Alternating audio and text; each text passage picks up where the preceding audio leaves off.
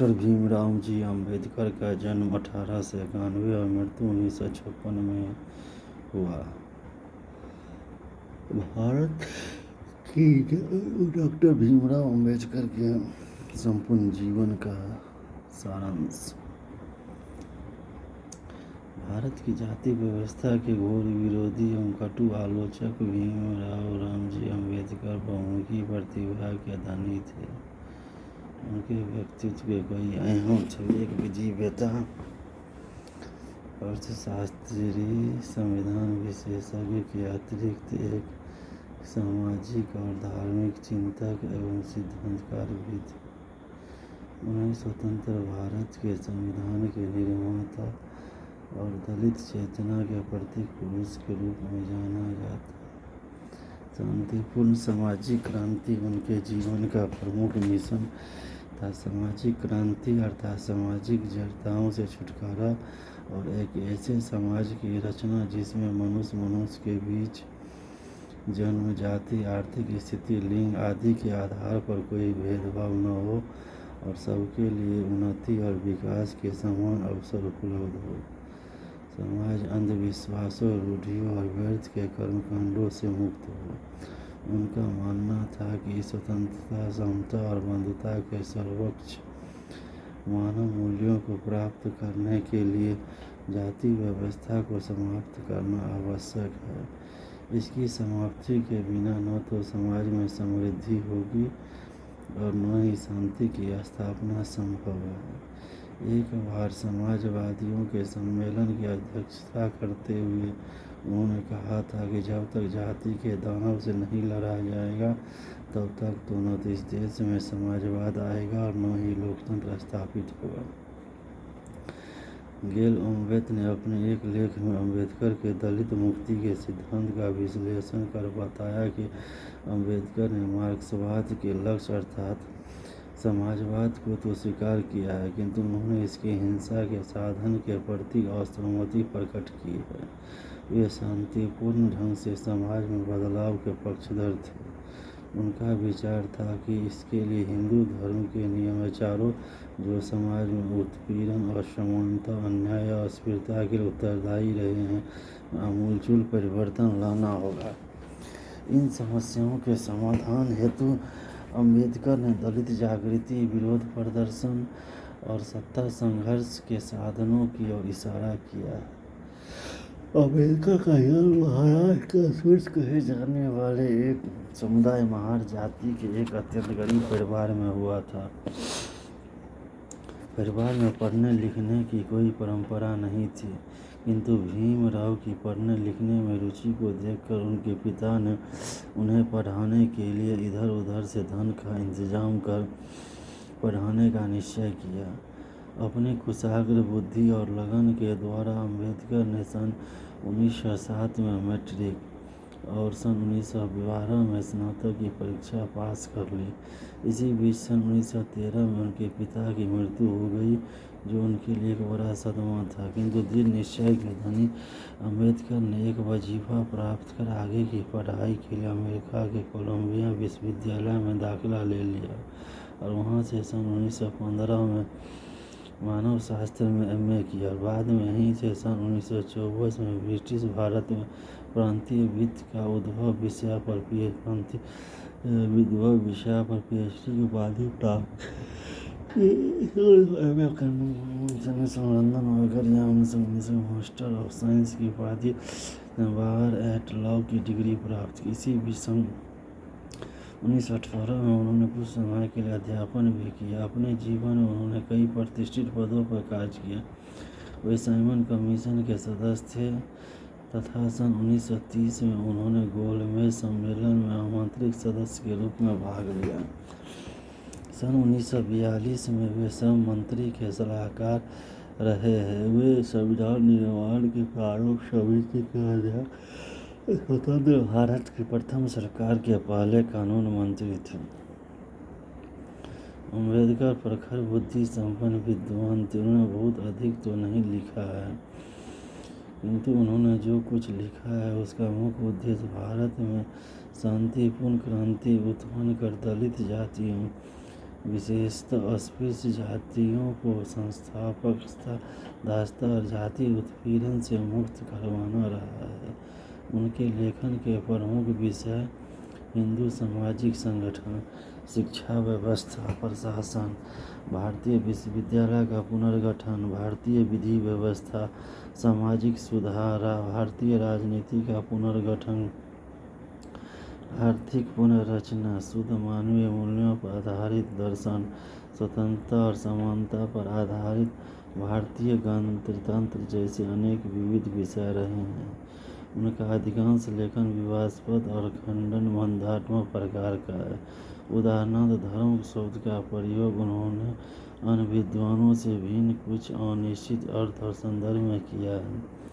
उन्होंने भारत की अस्पृश्य जातियों के बारे में अनेक प्रश्न खड़े कर उनके उत्तर दिए हैं। शूद्र कौन थे? अस्पृश्यता का कैसे जन्म हुआ? इसका क्या स्वरूप है? इंडो आर्यन समाज में चातुर्वर्ण व्यवस्था कहाँ से आई?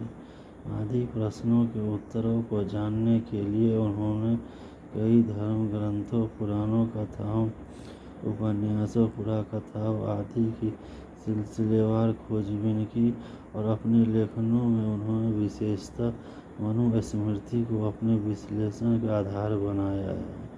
यही नहीं, अम्बेडकर ने भारतीय सामाजिक व्यवस्था में अंतर्निहित उस सामाजिक दर्शन का भी विश्लेषण किया है जिस पर यह व्यवस्था आधारित रही है। जाति व्यवस्था क्या है? उसका क्या स्वरूप है? उसका निर्माण कैसे हुआ?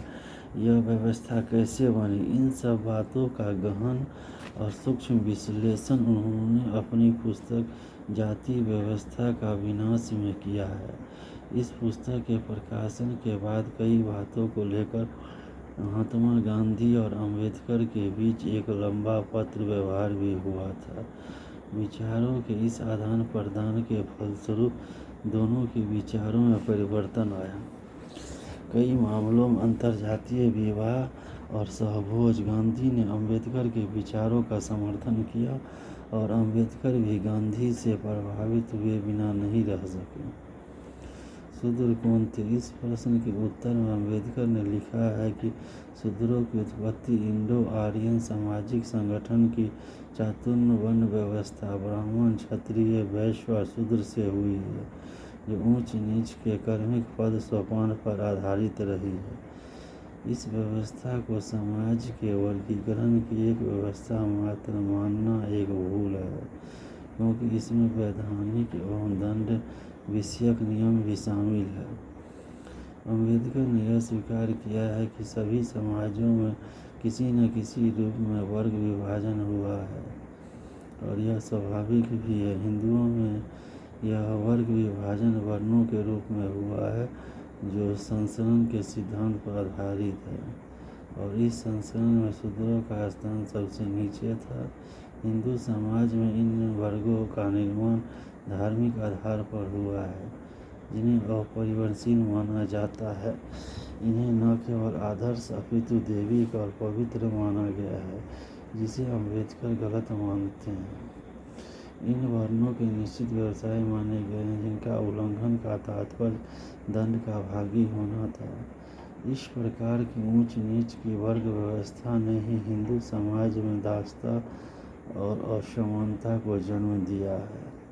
हिंदू समाज में व्याप्त अस्पृश्यता के लिए अम्बेडकर ने हिंदू धर्म को उत्तरदायी माना है। वे कहते हैं कि हिंदू धर्म अपने ही समाज के एक वर्ग के व्यक्तियों के प्रति अस्पृश्यता का व्यवहार करने का आदेश देने के साथ साथ अस्पृश्य व्यक्तियों को इस स्थापित व्यवस्था के विरोध में न केवल विद्रोह करने से रोकता है, अपितु उन्हें आदेश देता है कि उनका यह कर्तव्य है कि वे इस दैवीय एवं पवित्र स्थापित व्यवस्था को बनाए रखें। अम्बेडकर ने स्टेनले राइट्स की अस्पृश्यता की उत्पत्ति संबंधी, प्रजाति और व्यवसाय संबंधी विचारों को नकारते हुए कहा है कि इस समस्या का जन्म न तो प्रजातीय आधार पर और न ही व्यवसायिक आधार पर हुआ है। उनकी दृष्टि में इसके जन्म के दो मूल कारण हैं: बौद्ध धर्म के प्रति हिंदुओं की घृणा की भावना और गाय का मांस खाना। अम्बेडकर इन दोनों कारणों को छुआछूत की उत्पत्ति का मूल कारक मानते हैं। अस्पृश्यता को समाप्त करने के लिए अम्बेडकर ने मार्क्सवादी समाजशास्त्र का सहारा लेते हुए लिखा है कि अस्पृश्यता की समस्या वर्ग संघर्ष का एक मामला है। अपने इन विचारों के द्वारा उन्होंने अस्पृश्यों में वर्ग चेतना उत्पन्न करने का प्रयास किया है। अम्बेडकर ने जाति की उत्पत्ति संबंधी एम सेनाट और पवित्रता की धारणा, रिजले प्रजाति सिद्धांत, नेशफील्ड व्यावसायिक सिद्धांत और केतकर अंतर्जातीय खानपान निषेध आदि विद्वानों के सिद्धांत की समीक्षा कर उन्हें त्रुटिपूर्ण और अपर्याप्त सिद्धांत माना है।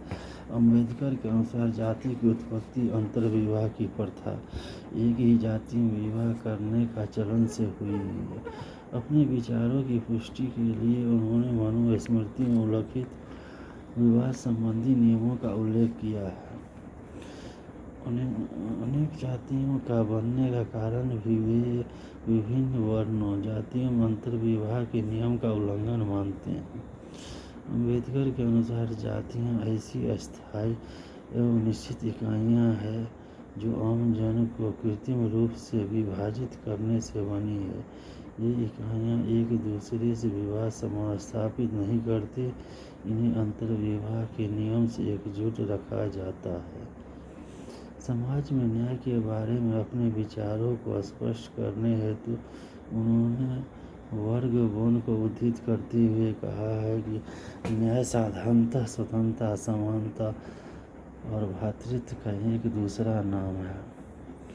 उन्होंने लिखा है कि यदि सभी व्यक्ति समान है, सभी व्यक्तियों में समान सार तत्व है, तब यह साझा सार तत्व उन्हें समान मूलभूत अधिकारों और समान स्वतंत्रता का अधिकारी बनाता है।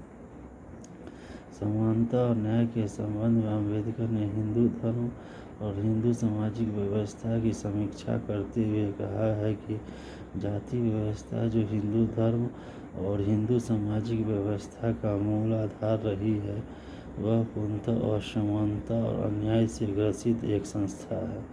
वे मानते हैं कि यह संस्था मनु के सिद्धांतों पर आधारित है जो असमानता को जन्म देते हैं।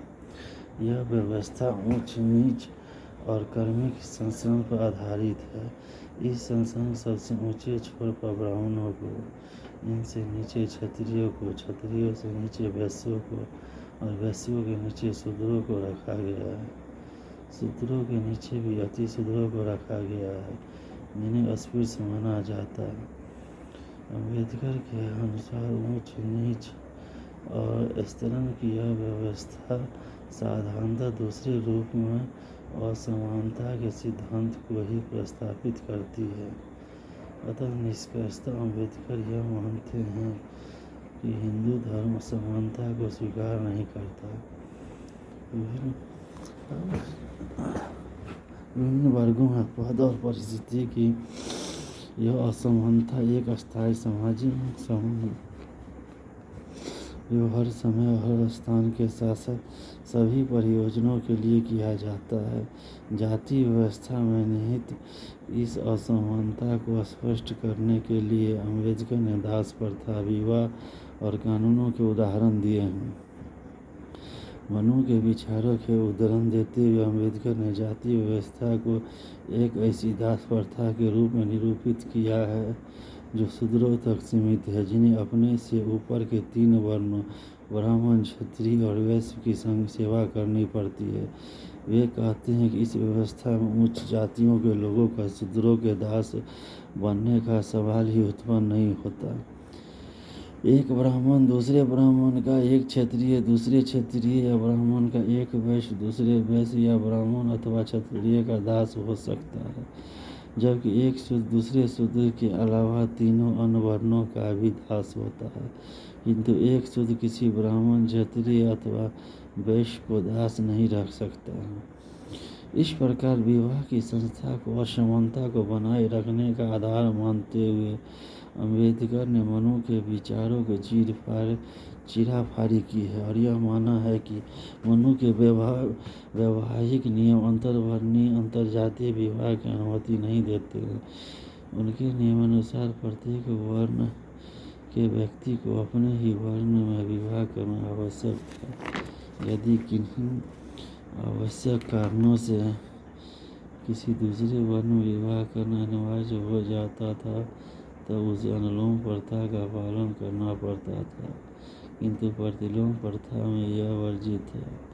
किसी शूद्र व्यक्ति का अपने से उच्च वर्ण की स्त्री से विवाह करना न केवल वर्जित था अपितु इसके लिए कठोर दंड की व्यवस्था थी। अम्बेडकर ने मनु और बाद में याज्ञवल्क्य के उदाहरणों द्वारा यह सिद्ध करने का प्रयास किया है कि इस प्रकार के विवाह की ही संस्था ने भी हिंदू समाज में असमानता को प्रोत्साहित किया है।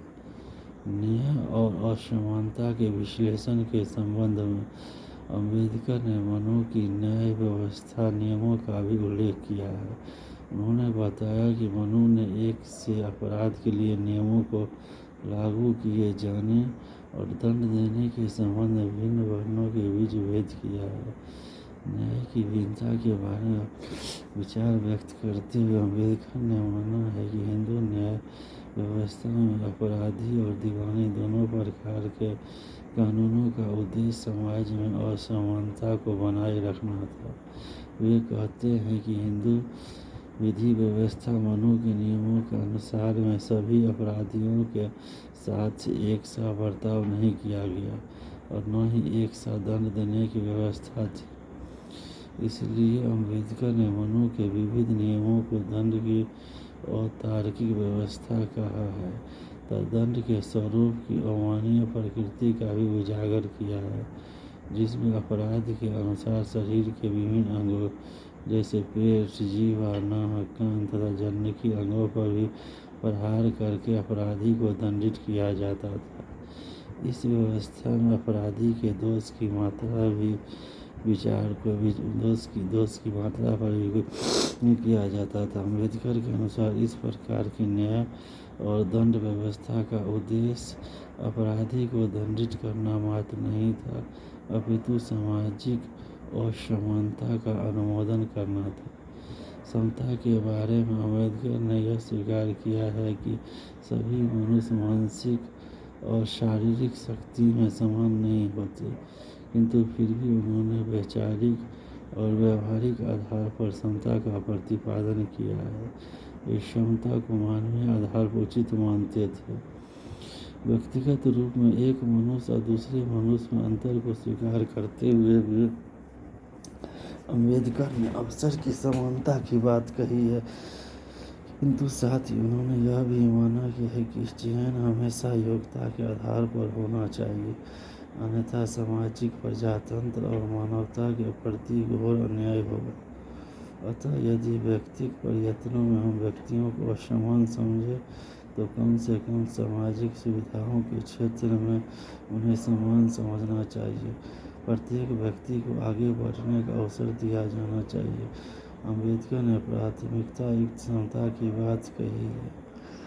प्राथमिकता युक्त समता से उनका तात्पर्य ऐसे व्यक्तियों को सुविधाएं देने में प्राथमिकता बरते जाने से रहा है जो साधनहीन है और जो बिना सुविधाओं के आगे नहीं बढ़ सकते।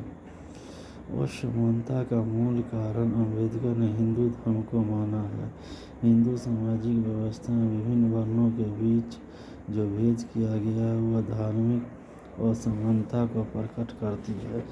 इस तत्व के दर्शन हिंदू जीवन के आधार पर कहे जाने वाले संस्कारों और आश्रम व्यवस्था में किए जा सकते हैं। अम्बेडकर कहते हैं कि संस्कार जिनकी संख्या के बारे में स्मृतिकारों में मतभेद है, किंतु मोटे रूप में 16 संस्कार बताए गए हैं कि पालन द्विज वर्णों ब्राह्मण, क्षत्रिय और वैश्य के लिए ही आवश्यक बताया गया है। कुछ संस्कार जैसे दीक्षा या उपनयन संस्कार शूद्रों के लिए पूर्णतः निषेधित माने गए हैं। इसी प्रकार यज्ञ करने का अधिकार केवल उच्च द्विज वर्णों को ही था। शूद्र लोग कुछ संस्कारों का पालन तो कर सकते थे, किंतु इन संस्कारों से जुड़े मंत्रों का प्रयोग करना उनके लिए निर्जित अम्बेडकर ने इन संस्कारों और आश्रमों के बारे में यह प्रश्न उठाया है कि ये संस्कार द्विज वर्णों के ही विशेषाधिकार बताए गए हैं। शूद्रों के लिए इन संस्कारों को निषेधित कर उन्हें शरीर और आत्मा की शुद्धि, जो संस्कार के उद्देश्य माने गए हैं, से क्यों वंचित रखा गया है? क्या शूद्र लोग ईश्वर प्राप्ति की आकांक्षा नहीं रख सकते? यदि ईश्वर के समक्ष सभी समान हैं, तो इस पृथ्वी पर सब समान क्यों नहीं हैं? डॉक्टर अम्बेडकर ने हिंदू धर्म और समानता को लेकर स्वतंत्रता का भी विश्लेषण किया है और बताया कि भारतीय जाति व्यवस्था में जीवन, वृत्ति, व्यवसाय को चुनने की स्वतंत्रता नहीं थी। अम्बेडकर ने लिखा है कि नागरिकों के सामाजिक अधिकार जितने अधिक समान होंगे, उतनी अधिक वे स्वतंत्रता का प्रयोग कर पाएंगे। एक व्यक्ति को आर्थिक सुरक्षा होना आवश्यक है और इसके लिए उसे व्यवसाय चुनने की स्वतंत्रता होनी चाहिए।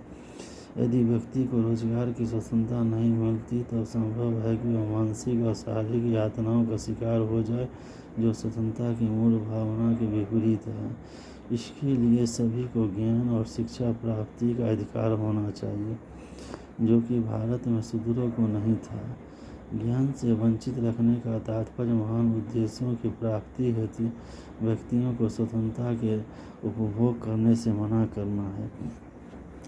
एक अज्ञानी व्यक्ति मुक्त हो सकता है, किंतु वह अपनी स्वतंत्रता का प्रयोग जीवन की प्रसन्नता या सुख की प्राप्ति के लिए नहीं कर सकता है। मनु की आचार संहिता पर टिप्पणी करते हुए अम्बेडकर यह मानते हैं कि मनु की समस्त व्यवस्था शूद्रों को येन केन प्रकारेण दास बनाने की रही है। उन्हें शिक्षा, व्यवसाय, सामाजिक सुरक्षा और संपत्ति सभी प्रकार के अधिकारों से वंचित रखा गया है। इस व्यवस्था में एक शूद्र का जीवन अपने जीवन के लिए नहीं, अपितु दूसरे को जीवित रखने के लिए था। उसे तो दूसरों के इच्छित उद्देश्यों की प्राप्ति का एक साधन मात्र माना गया है। समाज के एक बड़े तबके शूद्रों को शिक्षा के अधिकार से वंचित कर हिंदू समाज में घोर अज्ञान का प्रसार इसी व्यवस्था का परिणाम है। भारतीय जाति व्यवस्था के पद सोपानिक चरित्र ने एक विशेष प्रकार के सामाजिक मनोविज्ञान को जन्म देकर प्रतिष्ठा के लिए विभिन्न जातियों प्रतिस्पर्धा और विद्वेष की भावना को उत्पन्न किया है। यही नहीं, इस व्यवस्था के द्वारा आरोही स्तर पर घृणा और अवरोही स्तर पर तिरस्कार की भावना को फैलाया गया है। घृणा और तिरस्कार की इस भावना की अभिव्यक्ति हम न केवल कहावतों अपितु साहित्य में भी देख सकते हैं। ऋग्वेद का पुरुष सूक्त का प्रथम श्लोक इसका एक अच्छा उदाहरण है, जिसमें शूद्रों की उत्पत्ति को विश्व के नियंता माने जाने वाले ब्रह्मा की निचली अंग। इसी प्रकार भारत की जाति व्यवस्था में व्याप्त असमानता की दूसरे समाजों की असमानता से तुलना करते हुए अम्बेडकर ने लिखा है कि अन्य स्थानों में असमानता का जन्म ऐतिहासिक परिस्थितियों के कारण हुआ है और वहाँ इसे कहीं भी धर्म सम्मत व्यवस्था के रूप में नहीं अपनाया गया, किंतु हिंदू धर्म में असमानता को एक धार्मिक सिद्धांत के रूप में अपनाया गया और इसे दैविक और पवित्र सिद्धांत मानकर इसकी शिक्षा दी गई है। अम्बेडकर कहते हैं कि यह एक सरकारी सिद्धांत है, जिसका मुक्त रूप से पालन करते हुए एक व्यक्ति अपने आप को शर्मिंदा अनुभव नहीं करता। एक हिंदू के लिए असमानता एक धार्मिक सिद्धांत के रूप में ईश्वरोक्त जीवन का तरीका है और यही जीने का एकमात्र तरीका है। यह हिंदू समाज में मूर्तिमान हो चुका है और विचारों एवं कार्यकलापों से प्रभावित कर इसे रूपाकार दिया जाता रहा। अर्थात असमानता हिंदू धर्म का प्राण है। डॉक्टर अम्बेडकर ने हिंदू जाति व्यवस्था का विश्लेषण उपयोगिता के दृष्टिकोण से भी किया है।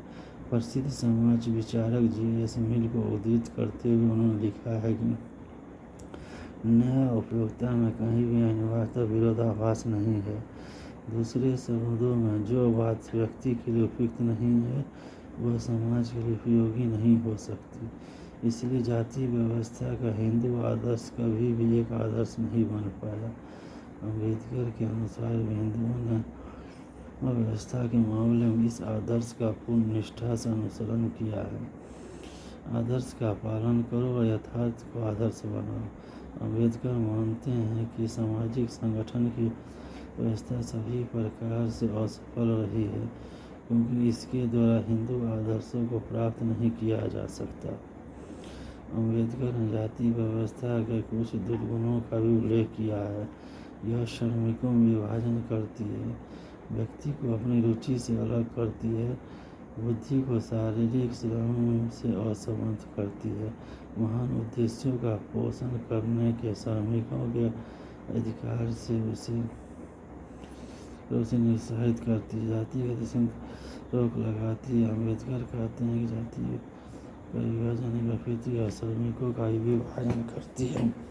भारत में बृहद आधार पर बेरोजगारी के लिए अम्बेडकर जाति व्यवस्था को भी उत्तरदायी मानते हैं। इसमें व्यक्तिगत भावना, रुचि या चयन की वरीयता दोनों को कोई स्थान नहीं है।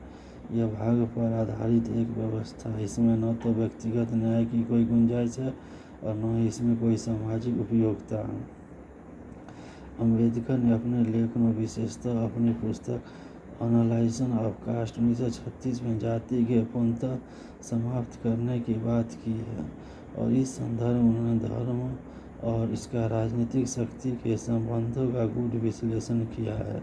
उन्होंने लिखा है कि हिंदू धर्म नियमों का धर्म, रिलीजन ऑफ रूल्स, अर्थात यह संस्कार की कर्मकांडों संबंधी ऐसे नियमों का सार संक्षेप मात्र है जो संपूर्ण अस्पृश्यता की जातीय विचारधारा पर आधारित है। जाति हिंदू धर्म का मूल आधार है और अस्पृश्यता जाति को परिभाषित करने वाली एक विशेषता है।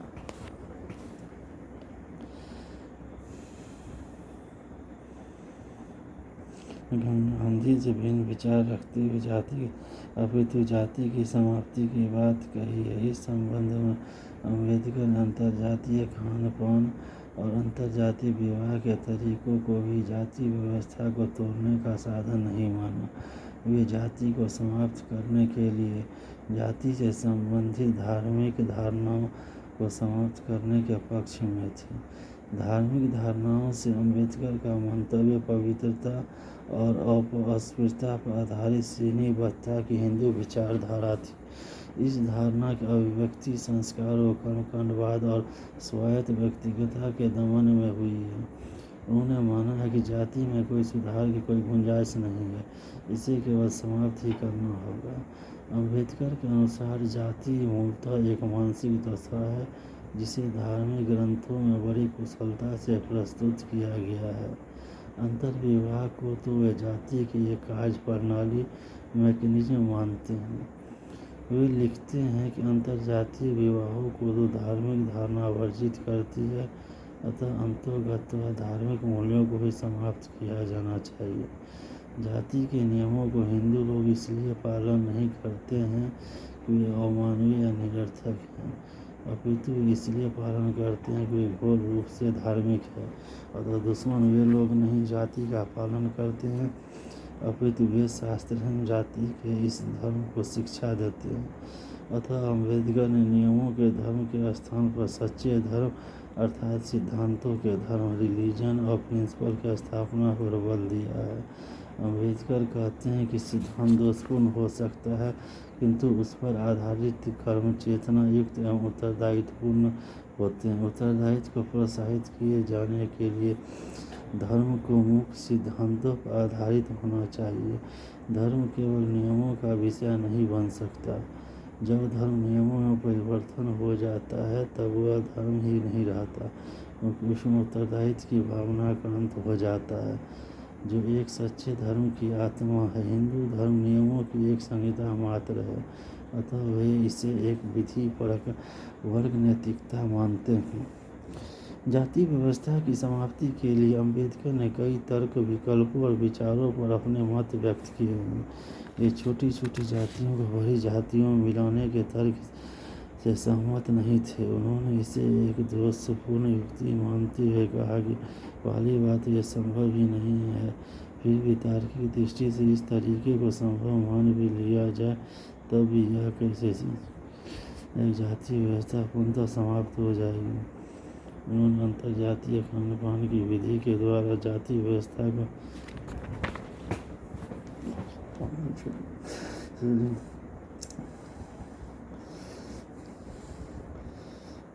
इसकी मिसाल से करते हैं। अम्बेडकर मानता एकता की भावना उत्पन्न हो सकती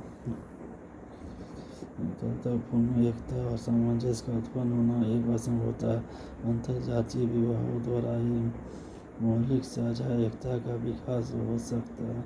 अतः अंतरजातीय विवाह को प्रोत्साहित किया जाना चाहिए, किंतु अंतरजातीय खान-पान इस प्रश्न में उत्तर देते हुए अम्बेडकर पुनः हिंदू धर्म कहते हैं कि जातीय व्यवस्था की जड़ें हिंदू धर्म की पवित्रता, शुचिता और सुचिता की धारणा, कर्म और पुनर्जन्म के सिद्धांत और इस धारणा में गड़ी हुई है कि यह व्यवस्था दैवीय है, अतः इसमें मनुष्यों द्वारा छेड़छाड़ नहीं की जा सकती।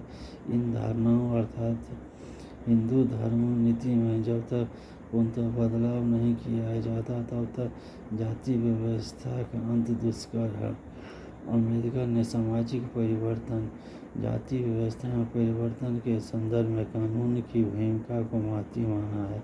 उनका यह मत रहा है कि जो शांति और सुझाव का तरीका असफल रहे तब कानून के द्वारा सामाजिक दशाओं में परिवर्तन लाने का प्रयास किया जाना चाहिए।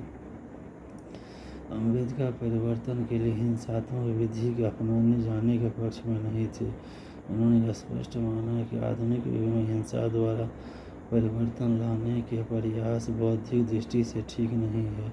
दीनहीन पिछड़े लोगों के अधिकारों की रक्षा के लिए अम्बेडकर ने मार्क्स से विपरीत शांति के रास्ते को उचित माना है। अम्बेडकर का मानना था कि शांतिमय साधनों से जब सामाजिक, आर्थिक, शैक्षणिक सुधार संभव न हो तब कानूनों का निर्माण करके परिवर्तन लाया जाना चाहिए।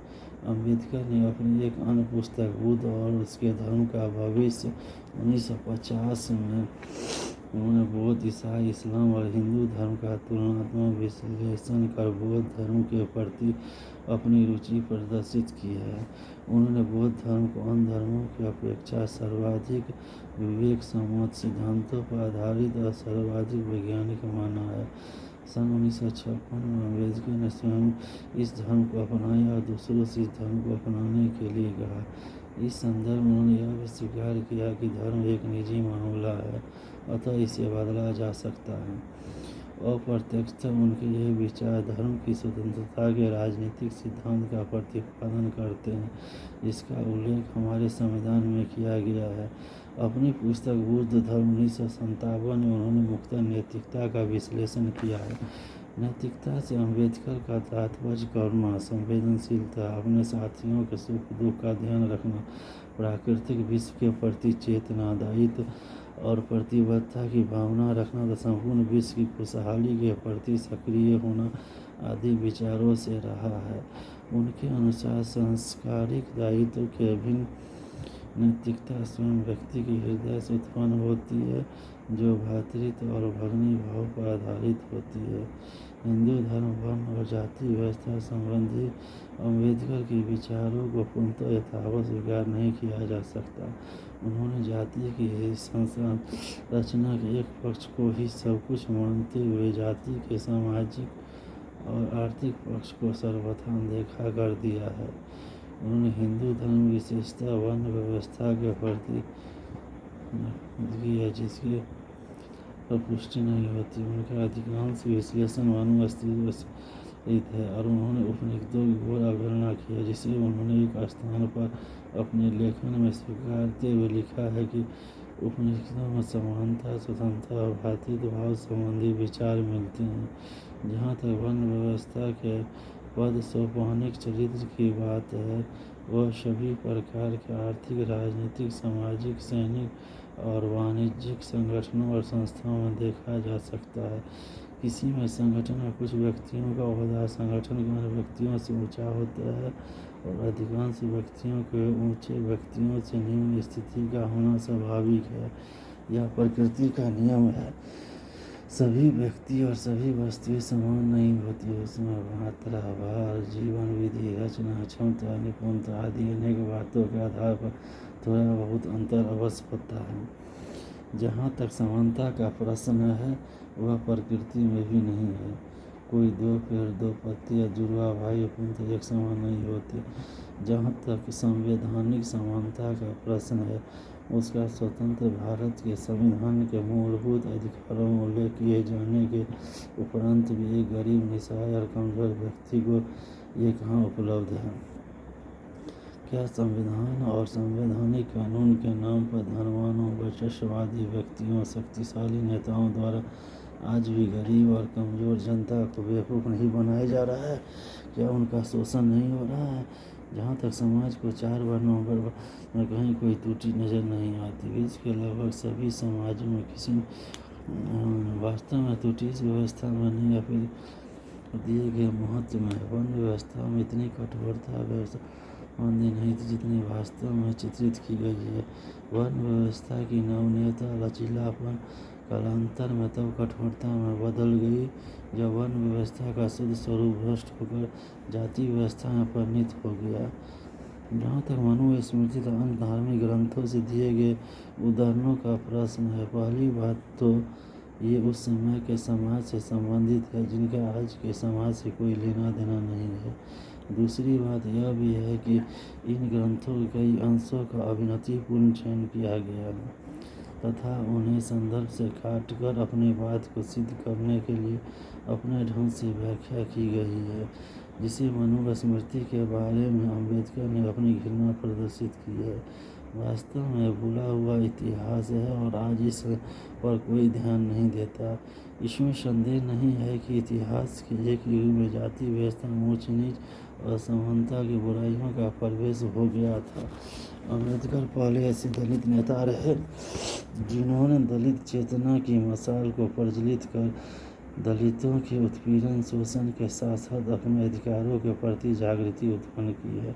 वे संभवतः पहले ऐसे निडर नेता थे जिन्होंने सवर्ण हिंदू नेताओं के साथ अपने उद्देश्यों के लिए वैचारिक मुठभेड़ लेने में भी कभी हिचकिचाहट या भय का अनुभव नहीं किया। कई मामलों में उन्होंने गांधी से भी अपने मतभेद खुलकर प्रकट किए। अम्बेडकर ने बहुत अधिक तो नहीं लिखा है, किंतु मास की भांति इन पर ढेर सारा लिखा गया है और लिखा जा रहा है और जो थोड़े बहुत उन्होंने लिखा है वो बड़ी ही सशक्त भाषा स्पष्ट लिखा है, जिसमें कहीं लाग लपेट का भाव नजर नहीं आता। यह बात अलग है कि उनकी स्पष्टवादिता ने उनसे मतभेद रखने वालों में थोड़ी खराश और खलबली पैदा की है। Annihilation of caste 1936, the untouchable 1948, the Buddha and the future of his religion 1980, the Buddha and his dharma 1957।